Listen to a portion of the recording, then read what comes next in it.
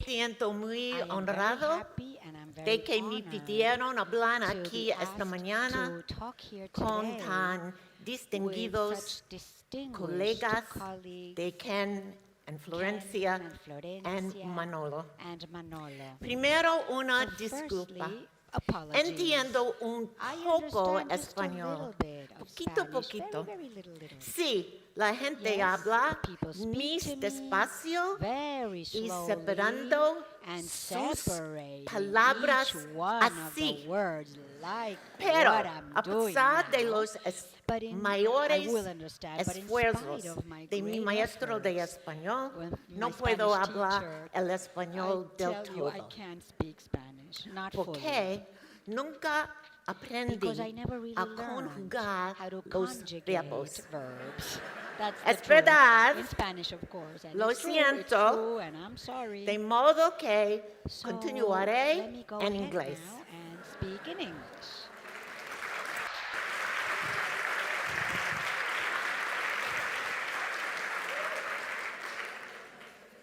So, if you're trying to listen, Bueno, si están intentando escucharme en inglés, yo hablo el inglés de New York, ustedes saben que es un inglés muy especial, que tiene un acento terrible. O sea que aún si creen que me entienden y entienden el inglés, seguramente no entenderán mi inglés. I am Ken's dream. Yo soy el sueño de Ken en realidad. Yo soy la abuela que enseña la lectura y quiero decirles que la comprensión lectora tiene que ver con la auditiva. Como él dijo, es así, listo, ya está, se pueden ir a casa. Lea a sus hijos, hablen con sus hijos. Yo he estado comprometida en la lectura como consultora escolar, como administradora de escuela durante muchísimos años y lo que sabemos sobre cómo aprenden los niños y cómo enseñar la lectura ha crecido exponencialmente, ha explotado, diría yo. Ahora, las instrucciones basadas o el aprendizaje basado en investigación es muy bueno y es bueno en cualquier tema para cualquier niño. En lectura, como en cualquier otro tema en particular, la instrucción basada en la investigación es crítica, es significativa para los niños que tienen dificultades de aprendizaje. No pueden aprender sin ellos. Debido al trabajo tan innovador e importante hecho por gente como Ken y Manolo, sabemos cómo enseñar la lectura, especialmente para los principiantes, la lectura inicial. El problema es tener esas técnicas basadas justamente en esto. ¿Cómo la traemos entonces a la ciencia, al aula? ¿Cómo podemos zanjar esa brecha de los datos científicos en nuestra tarea diaria de enseñar a nuestros niños? Vengo aquí como una maestra, como docente, para explicarles cómo las prácticas basadas en evidencia científica para enseñar a leer, cómo son. Aprender a leer seguramente es una de las tareas cognitivas más importantes de los niños cuando ingresan a la escuela, porque son los cimientos, es la base de cualquier otro aprendizaje escolar. Si no aprenden a leer y a leer de manera temprana, van a atrasarse y yo les voy a comentar que es mucho más difícil remediar los problemas que prevenirlos. Tal vez el 50% de los niños, tal vez 40 diría por ciento, vienen a la escuela con una habilidad intuitiva respecto del lenguaje que les permite aprender a leer y cómo hacer esas conexiones. Pero la otra mitad de los niños no tienen tanta suerte. Ellos encuentran que la lectura es algo terrible, es muy difícil, una tarea y van a tener que luchar muchísimo toda su vida para poder lograr asimilarla. En los Estados Unidos, el 32% de aquellos de cuarto grado leen demasiado deficientemente para hacer el trabajo de cuarto grado y ese 32% es un promedio. O sea, en las zonas de menos recursos, de bajos recursos, el porcentaje es aún mayor. En la Argentina, creo, si bien hay algunos presentes que les van a dar información un poco más específica sobre el caso de Argentina en particular, tiene la mitad de los niños de secundaria abandonan el primero o el segundo año y el remanente, el 50% remanente, muchos de ellos no son capaces de leer ni aún a nivel básico. Entonces, yo justamente hoy iba a hablar de por qué los niños tienen tanta dificultad en aprender a leer Esto por un lado, pero después de escucharlo a Ken, no sería demasiado presuntuoso de mi parte, pero sí les voy a mostrar mi transparencia, porque como la hice, la preparé, acá está, ya la vieron, ¿no? Bueno, los niños que nosotros vemos en la escuela, que tienen problemas para aprender a leer, siempre vienen con nosotros con cerebros que ya funcionan de una manera diferente. A Ken tal vez no le guste mucho porque dice genética acá arriba, después lo hablamos. Por lo tanto, hay chicos que tienen dislexia que inmediatamente tienen problema con la parte, el componente fonológico del idioma y les resulta difícil aprender el alfabeto, el código alfabético. Y hay otros niños que tienen algunas dificultades con el lenguaje, pero en su propio lenguaje, por ejemplo en el español. El entendimiento del español, es decir, su lenguaje oral receptivo no es tan bueno y esto tendrá un gran impacto en su comprensión lectora. Y luego hay niños, veo que se tradujo como ADD, pero en los Estados Unidos seguimos diciendo ADHD porque es también de hiperactividad, pero aún aquellos que no son hiperactivos siguen utilizando las mismas siglas, como que tienen déficit de atención e hiperactividad, y tienen problemas con su función ejecutiva, no pueden mantener la atención, y también van a estar muy afectados, severamente afectados en su comprensión, especialmente a medida que se hace más difícil y más largo el texto.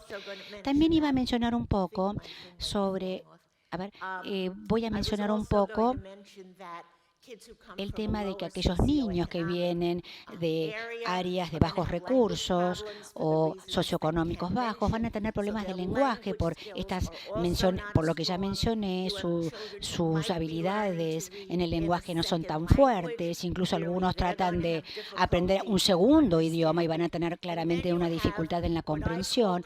Y luego yo tengo aquellos otros niños que se llaman curriculum disabled, o tienen una discapacidad en los programas. ¿Qué significa? Se les enseña a leer, pero de la manera equivocada. Y si se los hubieran enseñado bien, no tendrían problemas en el tercer grado, seguramente funcionarían como si fuera un chico discapacitado, pero no porque vinieron con las mismas características anteriores que los que tienen los disléxicos o aquellos que tienen trastornos del lenguaje. Sí sabemos que los que acuden a nosotros son una combinación, no es que las cosas son tan claramente estructuradas o tan puras en cuanto a los diferentes trastornos. Independientemente de la etiología, los niños que no desarrollan sus habilidades de lectura de manera temprana van a sufrir en su conocimiento general porque no van a poder leer. Su vocabulario también se va a ver impactado e incluso luego su motivación se va a ver también afectada. Y sin unos cimientos de conocimiento general, solo conocer cosas y con un vocabulario, su comprensión lectora también va a verse impactada.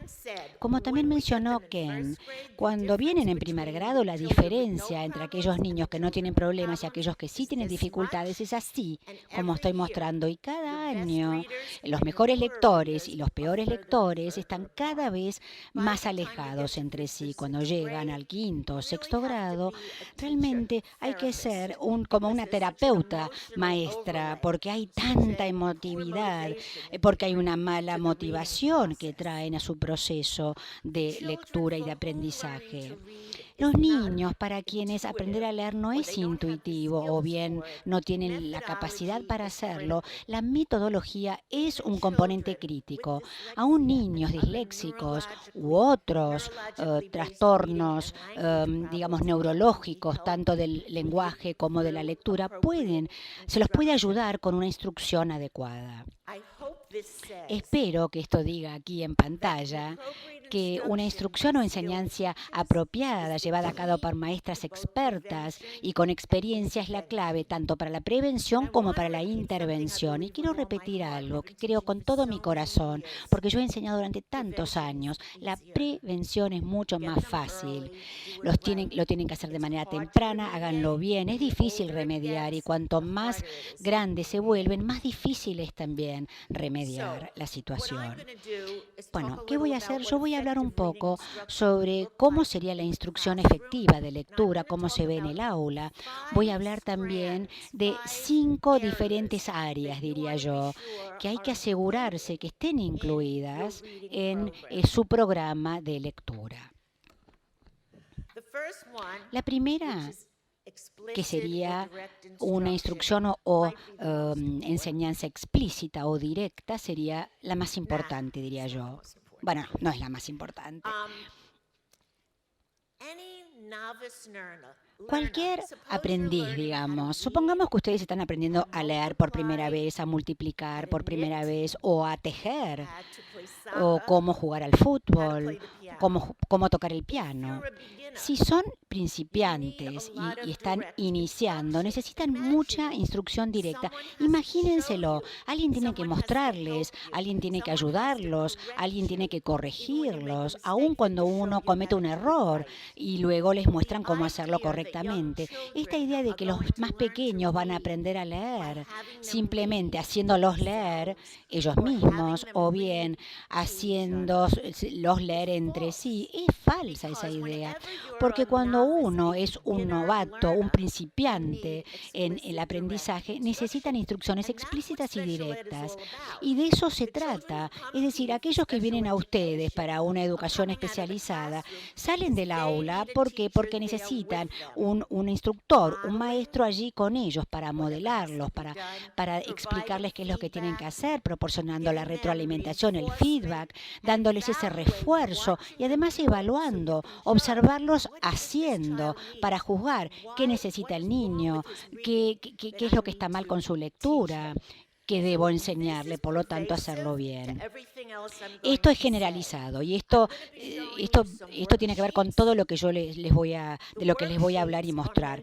Hay unas planillas que les voy a mostrar que son como consignas, más que nada son para ayudarlos a que los niños se concentren. Todos los tienen, pero la idea es hacerlos bajo la supervisión del instructor, del maestro, con mucho debate. No quiero, por ejemplo, si ustedes se las entregan a los niños y dejan que los hagan solos, eso no sería una instrucción explícita.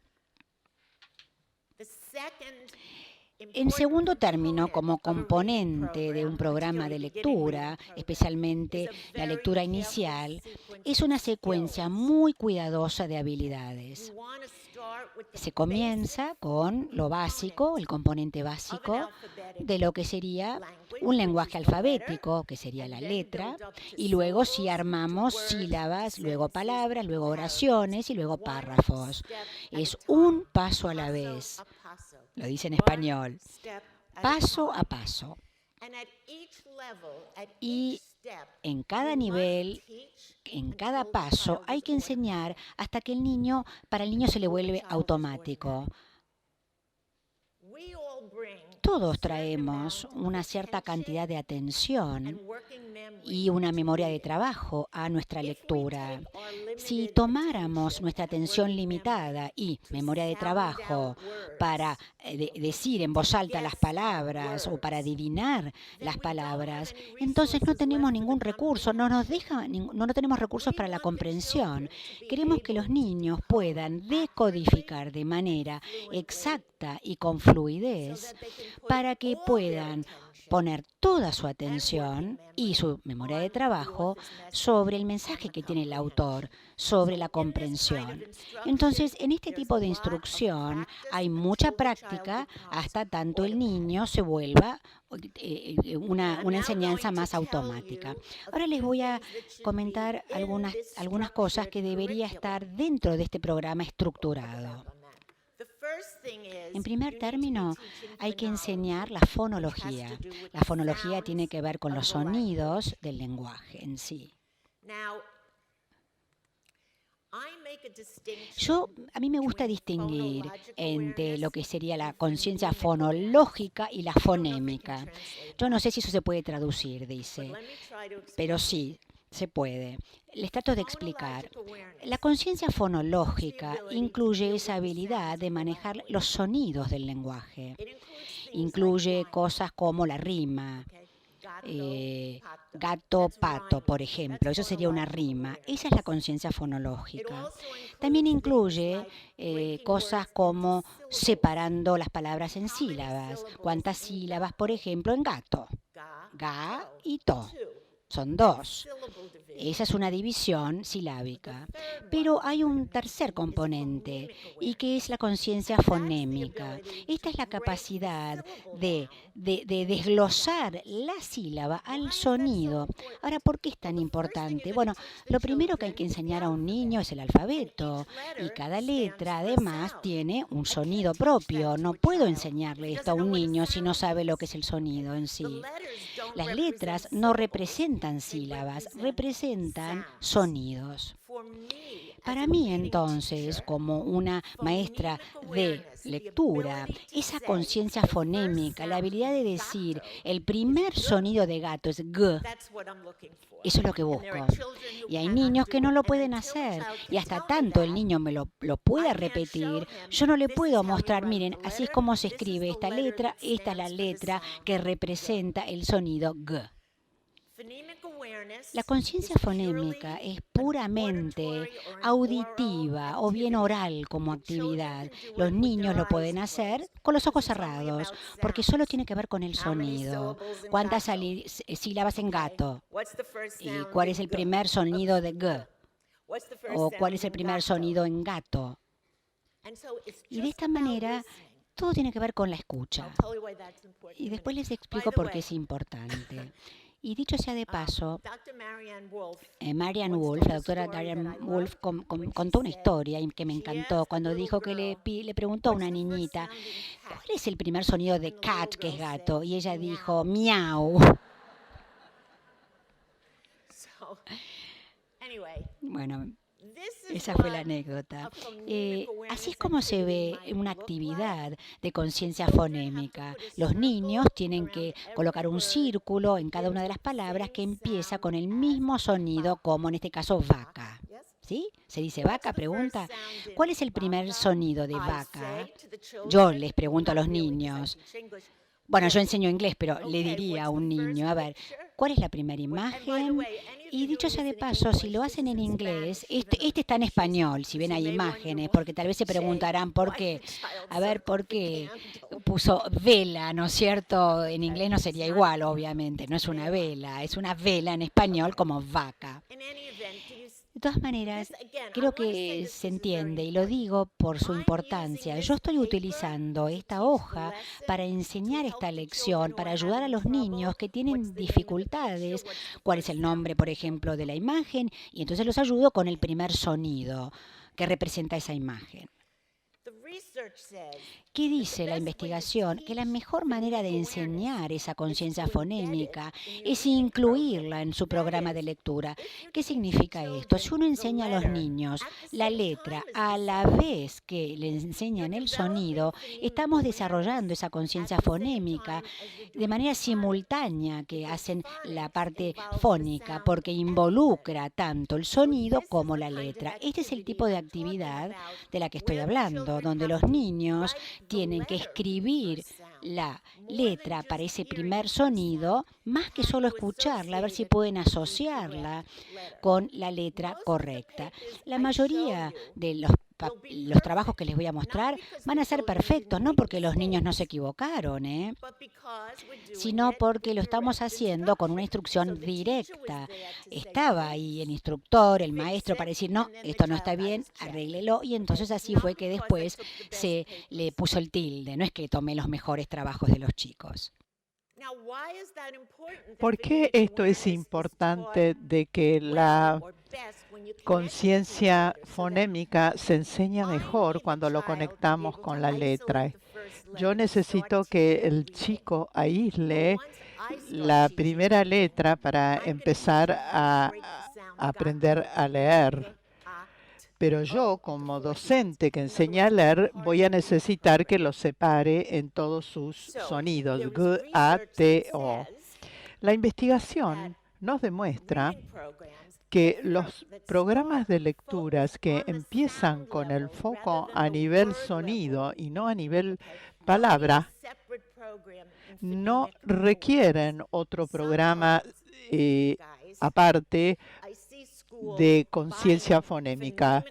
Yo veo escuelas que compran programas de fonémica que tienen muchísimas actividades y pueden decir V sin la A, sin la C y sin la A porque creen que la conciencia fonémica es importante para la lectura, pero están perdiendo tiempo. No necesito todas esas habilidades, necesito que se aísle el primer sonido y todo lo demás que es importante para la lectura puede incluirse en el programa de lectura. La segunda parte con respecto al programa que estemos desarrollando es la ortografía, que básicamente significa trabajar con códigos. Castellano e inglés son códigos, las palabras, y los chicos tienen que tienen que saber cómo funciona ese código. Tenemos acá actividades en la primera parte de la diapositiva, aprender un sonido, ave, y que los chicos practiquen la lectura, la V, por ejemplo, o muchas veces trabajamos con dígrafos, una CH, y a veces esto tiene el impacto en el significado, porque a veces cambiando un solo sonido ya estamos cambiando el significado de la palabra. La tercera parte del programa sería algo que tenga que ver con morfología, que son las partes de las palabras que tienen sentido. La morfología es como la raíz, los prefijos o los sufijos. La enseñanza de la morfología tiene un impacto muy importante en el vocabulario. Es importante para el niño que empiece a ver esos sufijos como una unidad. No va a decodificar la mente todo el tiempo. Y todo esto le respalda la comprensión. Debería haber una introducción en esta primera parte de la diapositiva. Vemos que los chicos trabajan con los plurales. Es S o IS en inglés. En la segunda parte trabajan con el morfema ito o ita. Esto tiene significado. El chico sabe qué significa ito. Y en la última parte de la diapositiva buscan con mente. Mente son adjetivos que los transforma en adverbios. Y acá vemos que los sufijos, cada vez que aprenden un nuevo sufijo, lo agregan. Importante es que van a poder ir agregando mente, yendo, ando, de manera que van a poder leer con suficiente habilidad. Yo dudo de hablar de la velocidad muchas veces. Necesitamos velocidad a nivel palabra, pero no se trata de leer rápido. Hay muchas personas en Estados Unidos que incluyen la velocidad con un cronómetro tomándole el tiempo a los chicos. No quiere decir que leyendo rápido van a mejorar la comprensión. Hay que leer con suficiente precisión y velocidad para poder contener la comprensión. Es todo lo que necesitamos. No hace falta ser el lector más rápido, un lector veloz. La sintaxis es como la gramática. Muchos comprensión de textos, comprensión lectora, se desglosa a nivel de oración. Los niños que tienen problemas en su lenguaje oral muchas veces solamente entienden oraciones simples con sujeto y predicado. Si no tiene sujeto y predicado, no entienden la oración. Hay actividades como esta en particular. Esta se concentra en pero, porque y entonces. El niño tiene que subrayar la frase que completa esta oración. Esto está basado en historias, en cuentos. Ustedes probablemente no encuentran la relación, pero los chicos sí porque conocen el cuento. Y en este caso tienen que marcar con un círculo si se trata de por eso, pero o por qué. Esto es un poco más difícil y esta prueba es todavía más difícil porque tienen que completar la oración. Siempre bajo la dirección del docente. Y otra parte importante del programa es la semántica, el vocabulario. Esto no es la manera de trabajar con el vocabulario, no es la mejor manera, pero es una manera. El vocabulario se construye sobre el debate, la lectura, en el área del contenido, ya sea historia o geografía. Hay muchas maneras de crear vocabulario. Aquí están trabajando con sinónimos. ¿Saben qué es esto? Es encontrar el que está fuera de la serie.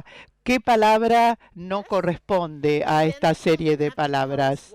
Y ahora nos tienen que decir por qué, porque todas las otras palabras son, por ejemplo, partes del cuerpo y esta es la única que no tiene nada que ver con una parte del cuerpo. Y acá no solo tenemos un morfema, acá estamos trabajando con opuestos, con contrarios. Siguiendo adelante, entonces, espero dar los 5. Vamos por el número 3.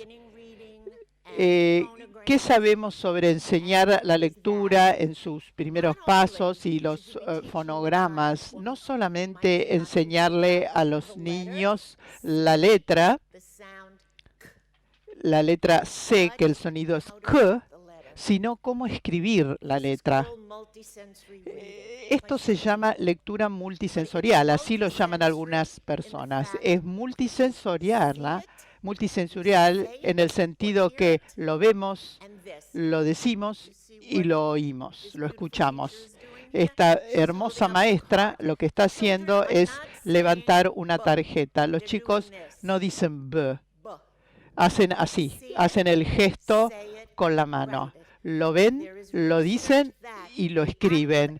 Y la investigación demuestra que la acción de poner la letra en la página, escribirlo, les permita hacer esa asociación con el sonido. Si más que hacer el gesto con la mano, lo mejor es escribirlo. Integrar esto es parte de un programa de lectura multisensorial. Cuando entendemos el sentido del fonema, los niños leen esto, la docente tiene que supervisar esto y luego esto se transforma en un dictado con el mismo sonido. Yo no sé por qué hicieron esto con una R inicial, no sé, lo voy a probar. La maestra, el docente está diciendo rana y los niños lo escriben, dejan un espacio y los niños escriben rema, de manera que el niño practica, escucho un sonido y lo escribo. Y cuando veo esto, bueno, es lo que voy a decir. Estamos utilizando palabras, leemos palabras y buscamos significados de un principio. Si, por ejemplo, le enseñamos el dígrafo de la L, doble L, escuchan la palabra y la escriben. Esto es el ito e ita. El día que leen esta lista de palabras, empiezan a hacer dictados con estas palabras. La integración de la ortografía con el principio de la lectura no se ha aprovechado, no ha sido utilizado de manera suficiente por las escuelas. Es muy poderoso. No darle a los chicos simplemente una lista de palabras para que conozcan su ortografía, sino dictarles las palabras para reforzar lo que les estamos enseñando a leer. El cuarto principio que conocemos sobre la enseñanza de la lectura, que es importante para niños pequeños que están aprendiendo a leer en voz alta, supervisados por un adulto. En inglés lo llamamos lectura en voz alta supervisada o monitorizada. Esto significa con un adulto presente. Es decir, que si cometen un error al leer la palabra, el docente les va a ayudar a leerlas correctamente. Si no los estamos escuchando a leer, estamos hablando de chicos pequeños.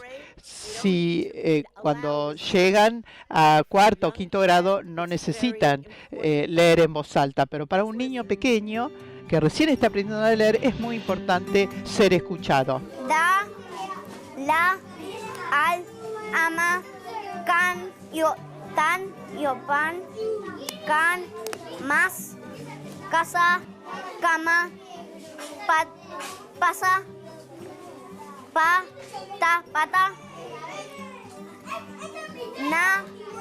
nada, cada.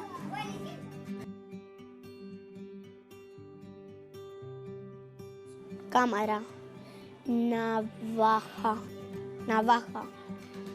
galera, maleta,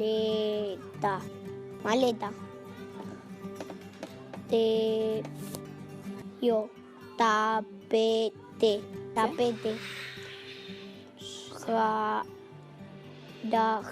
garaje.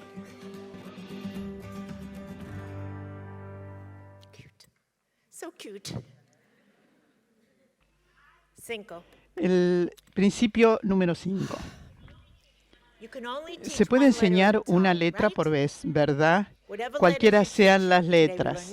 Hoy vamos a aprender esta letra, mañana esta otra letra y al día siguiente otra letra distinta. Cuando un niño solo conoce 10 consonantes y una vocal, no se le puede pedir que lea nada, aún que sean palabras comunes, pero solamente conoce 10 consonantes y una vocal. ¿Esto significa que sabe leer? No. Los lectores que recién empiezan necesitan un texto controlado. Si uno controla, les va enseñando a leer. Un niño con 10 consonantes y una vocal, ¿puede leer esto? Sí, puede leer esto. Y puede leer una oración. Mamá ama a papá. Leyó una oración y solo sabe 10 consonantes y una vocal. Entonces, el texto con lenguaje controlado es controlado de manera que los sonidos en el texto son sonidos que el chico conoce. Y cada vez que le damos un nuevo sonido, hay muchísimas palabras nuevas que podemos incluir en nuestro texto. No solo esto, la longitud de las palabras también debe ser controlada. He visto libros de primer grado en español para chicos que recién empiezan a leer, que tienen palabras muy largas, 4 sílabas, 5 sílabas, comiendo. La verdad, o sea, tenemos que entender, a lo mejor no se puede enseñar palabras con una sola sílaba en castellano, 2 sílabas, porque no se puede decir nada. Pero hay que empezar con 2 sílabas, después 3, después 4. Ustedes tienen oraciones para chicos pequeños que tienen 46 palabras en sus libros de lectura de primer grado. Es demasiado. La decodificación es fácil porque no tiene muchos sonidos, pero la longitud de las palabras y de las oraciones es excesiva. Incluso la longitud o el largo de las historias debe ser controlada. Y los chicos desarrollan la atención y el ánimo y el interés. Es decir, historias de 3 páginas, 4 páginas. Todo esto hay que ir haciéndolo paso a paso para desarrollar las habilidades de lectura. Y finalmente, el vocabulario se repite para que ellos puedan desarrollar esa capacidad de reconocer palabras. Probablemente gato está en el libro 23 veces para que ellos puedan practicar. Veamos lo que puede ser un texto aceptable. Este es un libro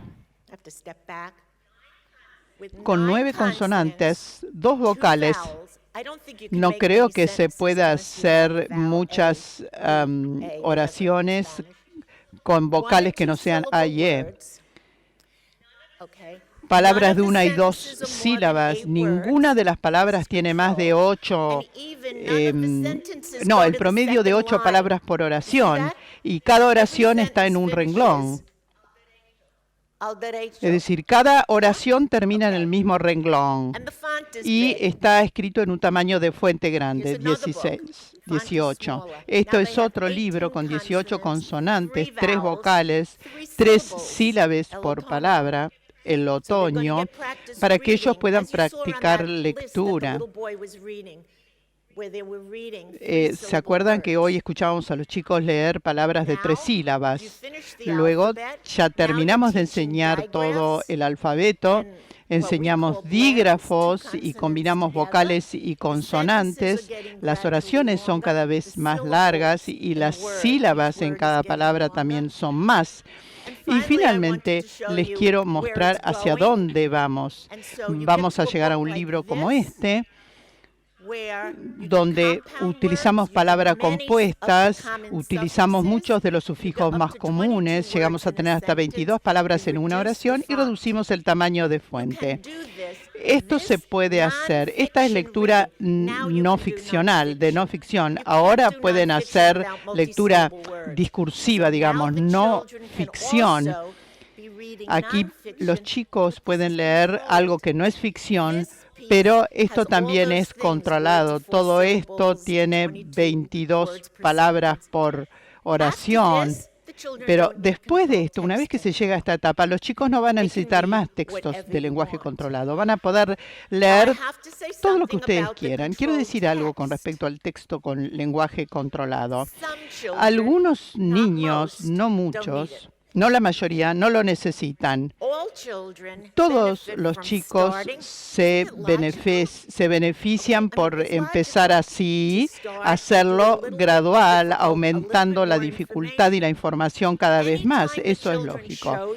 Cada vez que los chicos les muestran que pueden leer un libro que no está controlado y que pueden leer de manera precisa y fluida, le pueden eliminar el texto controlado. Pero en nuestra escuela, de alguna manera sí, pero la idea no es esperar hasta que al chico le vaya mal y entonces empezar a hacer esto porque hemos perdido el año.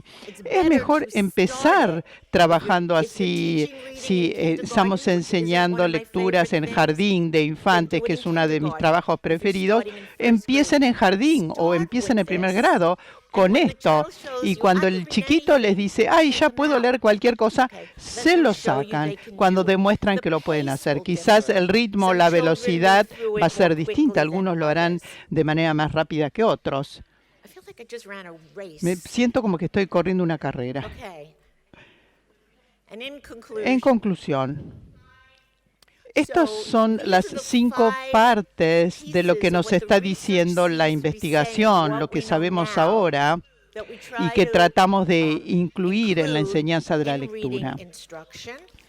Esto se llama lectura multisensorial, enseñanza del lenguaje multisensorial. Algunos lo llaman el método de Orting-Gillingham, porque en la década del 30 estas personas introdujeron este método. La Asociación Internacional de Dislexia lo está llamando alfabetización estructurada. No importa cómo lo llamemos. Es la mejor manera de enseñar a leer a los niños que están empezando con la lectura. Ayuda a todos. Es simplemente una cuestión, como dije, de velocidad, de ritmo. Esto se llama la escalerilla de la lectura. Lo que dice este diagrama es que el 5% de los niños que llegan a la escuela, no importa cómo le enseñamos lectura, van a aprender. Uno los puede encerrar en un placard, pero ellos van a aprender de leer etiquetas. Yo sé que esto no ocurre en el caso de ustedes. El 35% de los chicos van a aprender con más facilidad, pero fíjense en lo que ocurre con el 60% que no van a aprender a leer cuando deberían hacerlo en los primeros grados sin este tipo de instrucción y de enseñanza. Y por supuesto los disléxicos y los chicos con dislexia más severa, porque tenemos distintos grados de dislexia, van a necesitar mucha más repetición. Es mucho mejor remediar los programas que solucionarlos. Los problemas que tenemos que pensar cuál es el impacto que podemos tener. Tenemos que tomarnos el tiempo de tratar de entender la investigación y de trabajar en conjunto. Podemos combatir la analfabetización desde un comienzo y asegurarnos de que todos los chicos tengan los recursos y la atención que necesitan para ser buenos lectores y que sean miembros felices y miembros productivos en la sociedad. Muchas gracias.